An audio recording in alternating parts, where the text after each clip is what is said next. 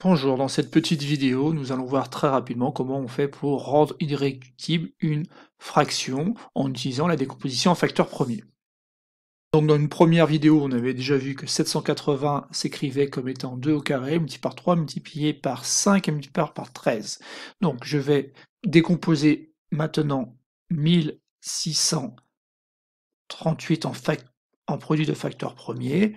Donc la méthode, je la rappelle, c'est qu'on teste un à un les diviseurs premiers. Donc ici, par exemple, on a 2, et donc ça fait 2 multiplié par 819.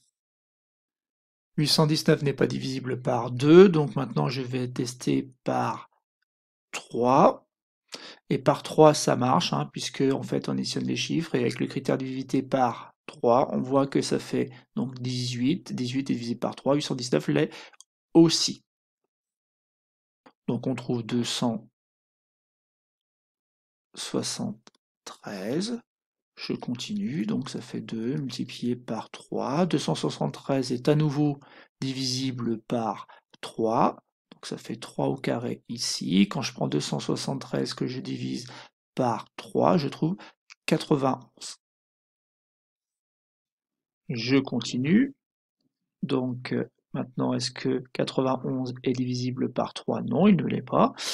Est-ce qu'il est divisible par 5? Non plus. Est-ce qu'il est divisible par 7? Oui, ça fonctionne bien. Donc, et c'est exactement 7 multiplié par 13. Je me souviens que 13 est un nombre premier et donc ma décomposition est terminée. Je peux donc passer à la simplification.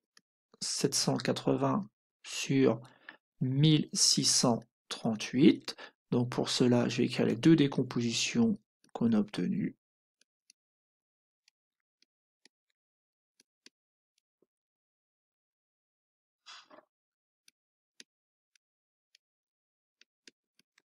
Voilà.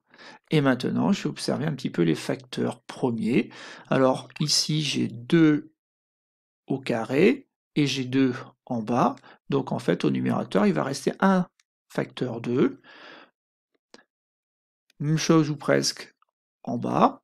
Donc c'est-à-dire qu'en fait ici, j'ai un facteur 3 en haut, au-dessus du trait de fraction. J'ai 3 au carré en bas.